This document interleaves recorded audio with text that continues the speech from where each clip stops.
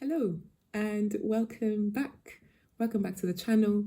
Welcome back to the Creative Courage Sanctuary. You're very welcome and I am glad you are here. As the title suggests, today I'm doing a short reflection on what 28 days of daily collaging practice did and what I learned.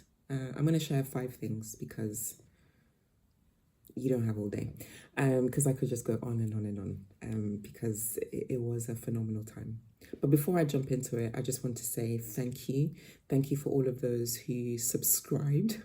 I went from 0 to like, at the point of uploading this video, I was up to like 22 subscribers, which is amazing. From 0 and just showing my hands and no talking. Thank you. Thank you for all who followed along. Thank you for all those who maybe decided to jump in. It's been an incredible experience. Like, seriously, it's been amazing. If you see me looking down, it's because I have some notes so that I don't wander off into the atmosphere or wherever it is people wander off when their thoughts are not super like with them coherent. So I have some notes just to keep me on track. And also I have a cup of herbal tea because I drink funny tea, because I can't cope with caffeinated beverages. So herbal tea, it's a red berry thing with a few cloves in there, because even though spring is on its way, it's still a bit cold here in Edinburgh. So welcome. So congrats to me, because I decided to set a goal and I finished it. I posted every day during Februllage 2026, but also congrats to you. If you joined in and if you did something every day, if you made a bit of collage or you decided to be creative in some way every single day, congrats to you. I'm very proud of you. If you did it some of the time, but life just started lifing and life started happening, congrats to you too, because there's hope, right? Because you can still carry on and do the thing. So pat on the back for me and pat on the back for you, for all of us. Pat on the back. Well done. Because it's always, I find it easier to start things, but I can't say that I have a very strong track record of finishing things. So I'm very proud of myself. So yeah, so let's just jump straight in. What 28 days of daily collaging taught me. Number 1, I love being creative. Like, I loved being creative, and what this daily collage practice did for me was it gave me the opportunity just to be creative. And I realized, like, in doing that and in actually submitting myself to that or surrendering to that act of creativity, I realized just how much I love it. And not just because it comes naturally to me necessarily, but just the opportunity just to flow, to try new things, to discover new things. I love discovering new things. I love, it's one of the reasons why I am multidisciplinary in my art practice. Not just visual art. I was an actor, I was an actor for like 10 years. So my practice spans performance and visual art, as well as writing and research, right?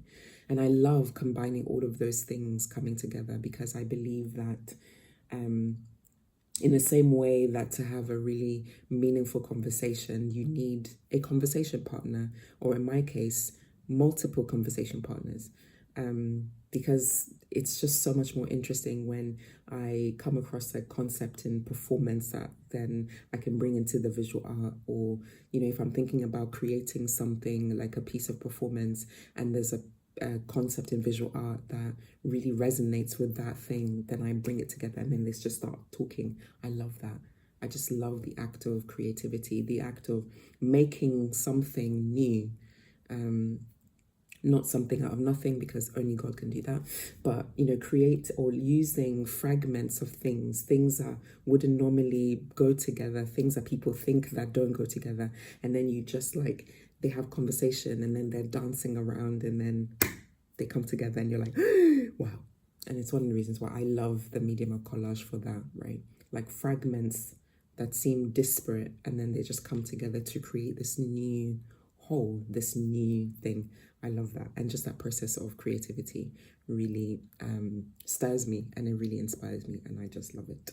Also, the thing about creativity, right, is actually, hold on. The thing about creativity, right, is also, I view it as a way of problem solving. And I think it's a way more interesting way of solving a problem, as opposed to being like, I have a problem. Let me see, what can I, it's like, oh, but like, why limit yourself to this like one way of looking at things? What if you turn the paper literally sideways, or what if you turn it upside down? Because every turn creates like a new perspective. And I really like that. So I really enjoyed being creative on Februllage. Number 2. The thing that I learned as a result of the 28 days of daily collage is practice. I learned that actually practice is very important. And it always strikes me as a bit odd, because in our world, it seems like in our society today, like we are afraid of practice. We're afraid because we don't want to get things wrong, right? And so that fear, which I know it sounds really basic and really simple, but it's actually something that runs really deep, like this fear of failure. And we see it as failure. But I find it odd because so much of our lives is due to practice. It's because we've practiced at something. If you can ride a bike, for example, the only way you learned how to ride a bike is because once upon a time you didn't know how to ride a bike, and you practiced riding a bike, and now you can ride a bike. Or once upon a time you did not know, like you or I did not know how to tie our shoelaces, and yet now we just do it like automatically, and something that we take for granted. And yet there are so many points during that journey of learning to tie our shoelaces where we became proficient because we practiced tying our shoelaces. So if it's a given and we understand that practicing things is a part of growing up and a part of our evolution as human beings, why are we afraid of trying new things? Or why are we afraid of failing? If it is even that, is it even failure just because it doesn't turn out perfectly? Like just because it doesn't turn out perfectly the first time round? Like, don't you think that's crazy? Like, don't you think it's crazy that we have this like fear of like failing, and that somehow we attach shame to then like say that we ourselves are, despicable human beings because we didn't get it right the first time? Of course you're not going to get it right the first time. But also, who does get it right the first time? Because how else are you going to get better at it? Like, honestly, like without practice, how else are you going to get better at something? Okay, look, let me show you something, right? The dictionary definition of practice, this is Merriam-Webster, okay? Dictionary definition of practice is 1, to do or to perform something habitually, often. 2, to perform or work repeatedly so as to become proficient. So as to become proficient. Number 3, to train by repeated exercise. That is the definition of practice. So why on earth do we think that if we've never tried something, or even if you've been doing it for a while, so like I've been doing this since 2022, like actively, collaging on a serious basis and on a regular, semi-regular basis since 2022. And I'm still learning so much about the medium and the practice. And even though I am quite resistant to like, learning like official things, like art history and like I'm because I create intuitively. There's a part of me that really wants to protect that, because I believe that that's the thing that keeps me fresh and interesting. But genuinely, I also believe that it's a thing that keeps me like yielded and surrendered, right? But unless I practice, because even even creating intuitively or even doing something intuitively, it takes practice. It takes practice to learn to trust your intuition, to learn to trust yourself, or trust the spirit within you. In my case, like being a Christian, trusting the Holy Spirit that is at work in my instinct and in my intuition. It takes practice. It takes practice to hear the voice of God. It takes practice. There's very few exemptions to that in the human condition and in the human experience, right? So if you're an actor, you rehearse for this reason. Like the reason why you rehearse is practice, so that you practice for the end thing, which is like the ultimate performance. If you are a chef or you enjoy cooking, I guarantee that there are recipes that you've tried that have absolutely failed. And yet, through that failure, you learnt to do it again and you perfected that recipe. And now I bet like the recipe that went wrong is now one of your signature dishes. But how would you have got there unless you practiced? Engineers. Okay, let me step away from like, things that people typically think are creative. Let's say you're an engineer. I hope you practice by building prototypes of things that you are going to build for people to use, like a bridge, or like if you're an architect, I hope you built models so that you could see and envisage what this thing would be like. Because how can you possibly go straight into building a bridge if you don't know what you're working from unless you've practiced? How could you possibly do that? And if you don't, and if you're an engineer and architect, you're like, oh yeah, I don't build prototypes. I hope I never use anything you've built.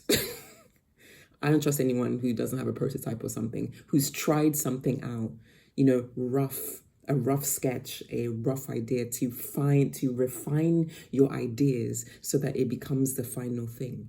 And oftentimes, I would say 9 times out of 10, the final thing is never what you envisaged anyway. Unless you're an engineer and architect, then maybe it has to be, because it's to keep us safe. Yes? Great. So that was my lesson number 2 from 28 days of daily collage practice, was practice and the art of practicing. There's a quote here by a guy called St. Francis de Sales, right? And he says, I'm going to butcher it, but I'm going to put it up. And the quote is that if you want to learn to study, you study. If you want to learn to, I can't remember what the other thing was, you do the thing. So the way you learn to do the thing that you want to learn is by doing the thing. So for me, it's like, I want to do collage. The way to learn collage is to do it. It's not to talk about it, or it's not to theorize, to read books, although those things are really great. It's not to go to loads of seminars about it. Like, the only way I learn how to do it is by practicing, is by doing the thing. Yeah, shout out to St. Francis de Sales. De Sales? Sal. Okay, whatever your name is, thank you. Thank you, sir. Appreciate that. Okay, the third thing I learned from this whole thing was play. Now, if you watch my very first introductory video, which I will post up here, I said that I wasn't out to create museum or gallery worthy pieces, right? The idea of this whole exercise and this whole daily collage practice was that I was going to just simply show up and do the thing. And do you know that one decision, that one it opened, it just the limitations then fell off, because then I wasn't afraid to play. And that one thing, I truly believe that one thing is what transformed, and it has transformed my entire practice. And I believe that play and experimentation is now a cornerstone of my practice. If I was building cornerstones, ways of describing my practice, which I can't yet, I will do that eventually, is play is a crucial element of that. I just enjoyed, every collage I just enjoyed doing it. I enjoyed making it. And in some of my community posts that I posted every day, I use the word surprise quite a lot, and I use the word delight quite a lot, and I was like, oh, I am in danger of overusing these words, but actually that was exactly what it was, because they were so freeing just to play. There wasn't someone else's agenda. But even if I'm creating something for somebody, whether it's like a commissioned self-portrait collage commission for someone or something, I've done 2 of those. Fascinating. They're absolutely fascinating. Or I'm creating like an editorial for a magazine or something, which I've done. I just create from this place of play and from this place of delight, and then in the end, as I was saying, like with the practice bit, the final result is never how I thought it would turn out, and I'm like, oh, this is not how I thought this was gonna go, but cool, and it was amazing, and I just completely loved that, and I'm so grateful for that experience, because it just made it so freeing and really fun. Really fun. It didn't feel like work. So good. It didn't feel like work, which was so great. And I love that. I didn't overthink, right? I didn't overthink. I just played. I just tried something, and some of it didn't work. I can't say that I love every piece. But out of the 28, there's maybe like 3, maximum 4 that I'm not like super, I'm not like, oh, it doesn't, my heart doesn't flutter when I see it, which means that the rest of them I absolutely love. And I think it was this aspect of play that meant that I created work that I actually love and I actually am proud of, which is amazing. So good. Play more, play. Number 4. The 4th thing I learned from this daily collage practice from Februllage 2026 was learning to trust the process. My goodness, this was a huge one. A huge one. And I find, like with collage, and maybe other creatives can testify to this in their own field, that for me, like, it just never turned out how I expected. Like I said in the previous point, I was constantly surprised. And the end result was often better than what I envisaged. And sometimes I didn't actually have a thing in my head. I didn't have an idea. And actually, in some cases, that would sound terrifying and that would sound worse. I'm like, oh, I have no idea. I'm coming to this blank page. I'm coming to this like piece, like this white piece of blank page, and I'm like, I could get overwhelmed. But because I was playing, and I was like, you know what, I trust the process, because every single time something shows up, something happens, and in the end, 9.5 times out of 10, I love it. I love it. And this is very different to when I did Februllage 2025. In that one, I was kind of overthinking things a little bit, and there was definitely a lot of resistance and a lot of like ego, and like I was trying to control things, and I was trying to, and then I just wasn't pleased with most of them. Whereas this one, I was like, I have no agenda. I have no like, I have, let's just see. My only agenda is I'm just going to show up. My only agenda is I'm going to show up and give it my best. I'm just going to give it my all. And what a difference it made. Like the way some of them comes. I mean, you can watch some of the process videos. I've created a playlist of all of the Februllage things. And you can't tell, but sometimes when I was putting things together, I was like, oh, this is unexpected. Let's go with it. And then I go with it. And then I'm like, oh, this is nice. This is nicer or better or definitely way more exciting than anything I could have ever engineered or envisaged. Cool. I'm here for it. Like, this is what I'm here for. And it was a really fantastic experience, and a really, it was just like a really, amazing. But trusting the process is a really hard thing. And I say it right, and it sounds like, oh, it's really easy, just trust the process. No, darling. No, darling. Don't let anyone fool you. Trusting the process, particularly if you, like me, have battled and continue sometimes to battle with fear. And if your thing is all about control because you have like, you're in constantly in different states of anxiety, trusting the process sounds like the worst piece of advice and the worst thing anyone could tell you. Just trust the process. I'm not about to tell you that. No. Trusting the process is really difficult. Trusting the process is a thing. It's a lesson and practice in surrender. And I know these are buzzwords and these are things that we throw around, but it pays off. It's really hard. And there were times when I was making it, the collages, and like my heart was like, but I was like, you know what? It's okay, because I am looked after. I am cared for. And actually, this isn't a test. It isn't, I'm not going to fail at something. This is really something fun that I can do with my creator. This is a collaboration. This is a means by which I get to try something out, try a new idea. And actually, contrary to popular belief, even though I was posting on the internet, I am safe. And there were days when I was doing this Februllage, I had to give myself a pep talk and be like, you are okay. You know what I mean? Like, it is fine. You are safe. You are safe to play. You are safe to try things out. You are safe.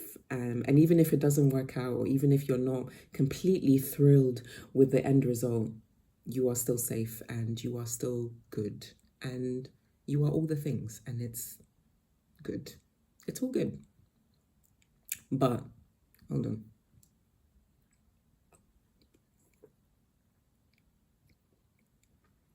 But don't get it twisted. It's a really hard thing. Like, I'm not even going to lie to you. I'm not going to lie to you. So that's why, you know, in the beginning when I was like, congrats to you, congrats to you, congrats to me, because trusting the process is, it's not like an everyday vibe, and it's not like we're encouraged to do it. Do you know what I mean? We are encouraged to absolve responsibility and put that on someone else, like not show up for ourselves and stuff, because it's hard, and it's easier if someone else does it for you and blah. But trusting the process, especially when you don't know where it's going and when you don't know how it's going to turn out in the end, it's hard. I'm not going to lie to you. But I learned to trust the process, and I learned that actually I was safe to do so, because I felt led every time and I felt guided every time. And yeah, it was great. So I trusted the process. Okay, finally, the fifth thing I learned from 28 days of daily collage is I learned to acknowledge my own courage. So following on from the last point, it takes courage. Like I'm not gonna lie to you. And not courage to show up on the internet, and I'm not talking about courage to like posting it online or whatever. Like, that's not that. Like, it takes work to show up. Like, you know, this whole thing of like trusting the process, surrendering your ideas, surrendering your own like visions of like whatever. Like, it's hard work. And so I had to, and maybe I don't know, like maybe it sounds braggy or whatever, but I don't acknowledge my strengths nearly enough. And I don't nearly celebrate myself even for the wins, you know, for the small wins and stuff. So I acknowledged my courage. I was like, you know what? This is brave. This is brave. Because you have no way of knowing. And also even like some of the rules I set for myself, right? Like one of them being that once I had finished it, I wasn't allowed to go back and change it. I wasn't allowed, you know, as a way of fighting perfectionism. Which I think actually is the antithesis, say that quickly 5 times, which is the antithesis of practice. Because by getting it perfect, you bypass this whole process of like doing it again and again and showing up again and again, right? But for me, I was like, this is not about perfection. Is it ever about perfection? For me, I'm not sure it ever is about perfection, actually. I'm not sure. But I was like, you know what? It takes courage. Like, don't get it twisted. This is not an everyday thing. This is not something that I'm encouraged to do in my everyday life as a modern woman in the world, in the Western world. This is not something, you know, because with all of these things, like I know what we're discussing is specifically like collage practice, but all of these things bleed out into your everyday life. And I think that's one of the things I love about being an artist and being a creative is that recognition that whatever it is that you're learning doesn't stay on the cutting mat in my case, or it doesn't stay in the rehearsal room or on the stage. It doesn't just stay on the page. It bleeds out into the rest of your life, and as a way of experiencing the world in a more holistic way, you know. So all of these lessons I've learned, like, it's playing out in my life.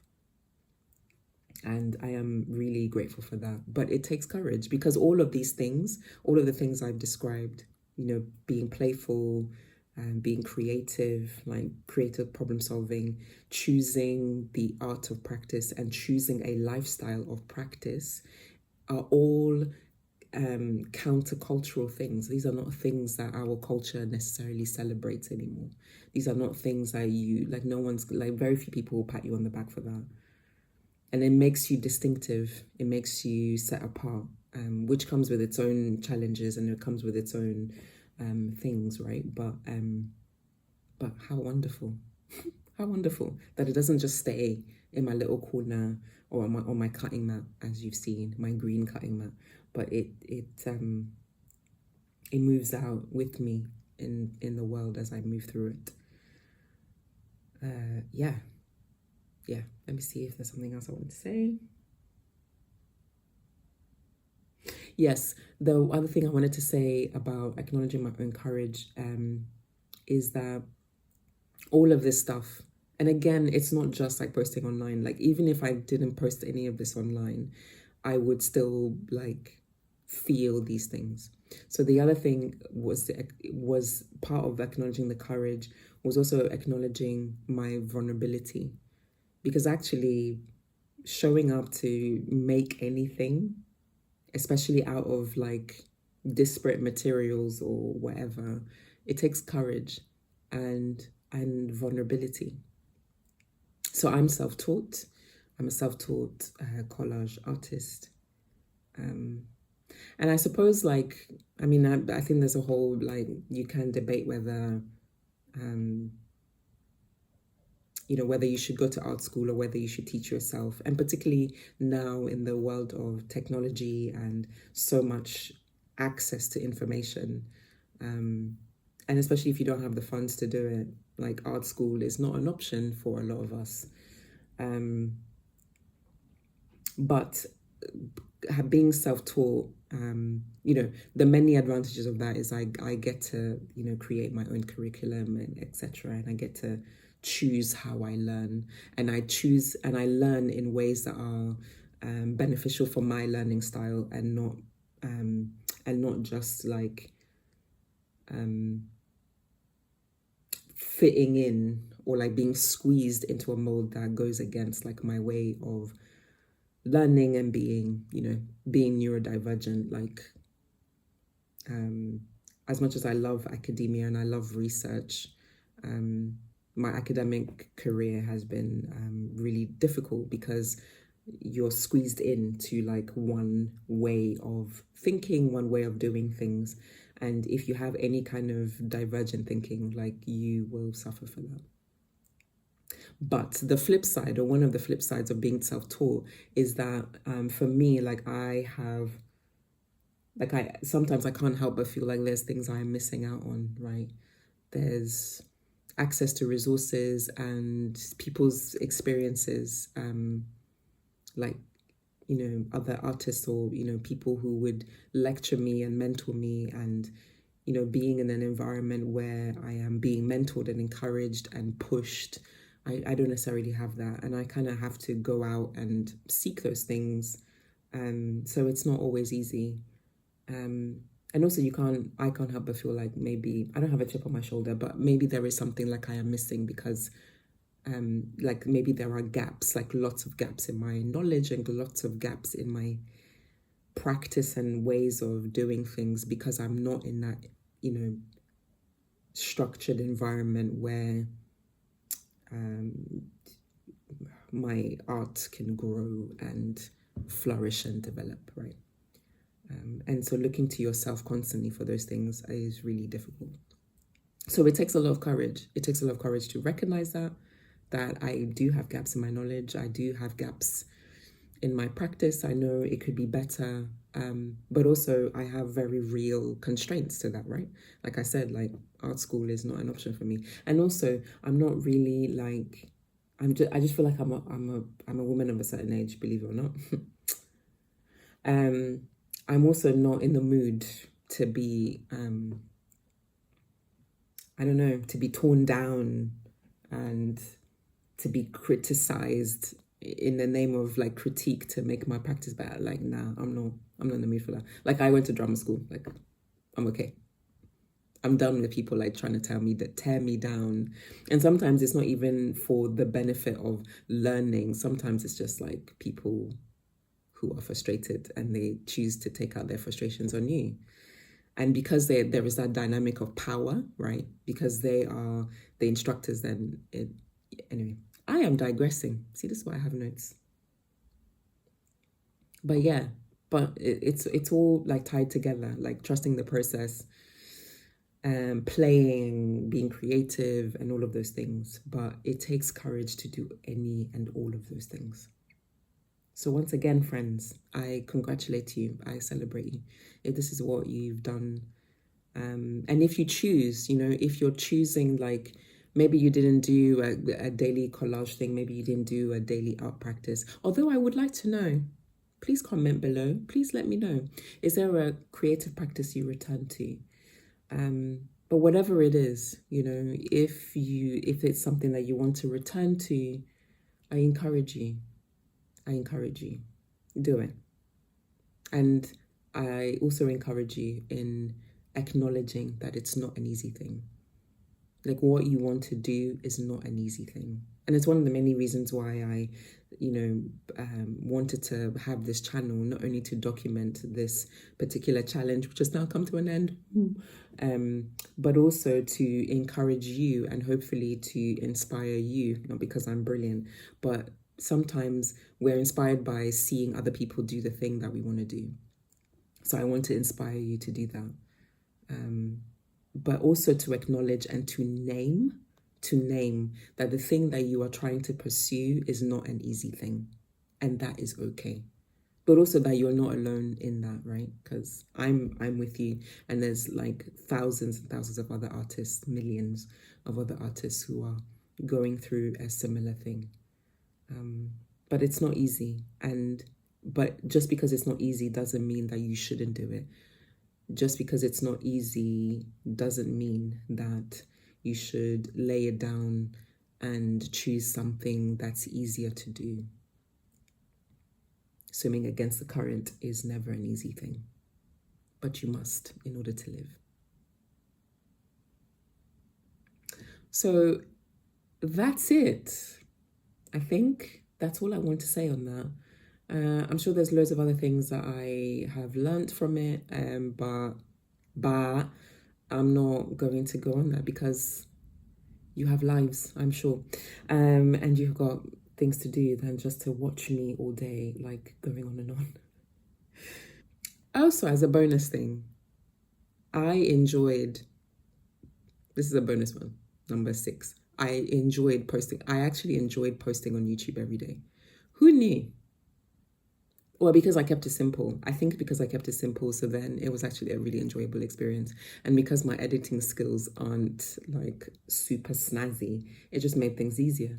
But that surprised me. I was surprised at how much I was looking forward to like posting these process videos for you. So yeah, that's a bonus. What I learned, what 28 days of collage taught me.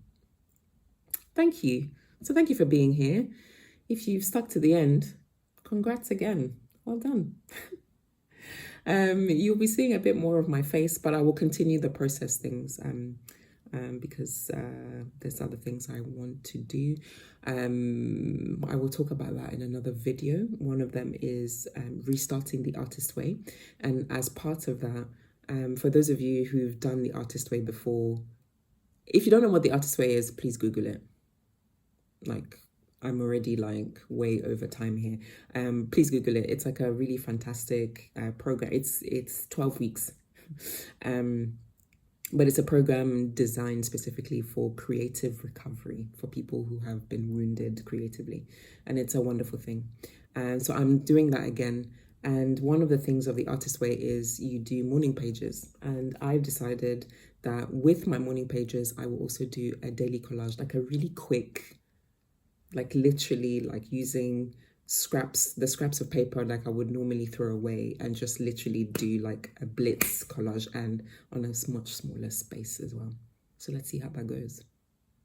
I don't know where this idea came from, but I'm willing to go with it because I am trusting the process. So you'll be seeing videos from me, process videos from me every day, but they'll be much shorter than the Februllage ones because, again, it's not about overthinking things. It's literally just for me to keep going on my daily practice. But also, I wonder what it would bring up, creating a collage from, like, I don't know, the recesses of my subconscious or something, because I will be half asleep when I'm doing it. So let's see. So you will see process videos from me every day. Okay, friends, thank you. I have been away, so since obviously Februllage ended on the 28th of February, so I haven't posted a video since then. But what I have been doing is doing a post-project reflection, which is something I do at the end of every significant creative project. So thank you. If you enjoyed this video, well, you know, thank you. I hope you enjoyed it. Please consider subscribing if you want to do that. If you want to watch all of the process videos from Februllage 20, I don't know why I say it like that, because I feel like it needs to be said like that, Februllage. If you enjoyed and you want to see more of Februllage 2026, I've created a playlist, an entire playlist, which you can access here. And then in my next video, I will be telling you about how I go about, or the framework I use to reflect on post-project, which is coming up next. Thank you, and see you again.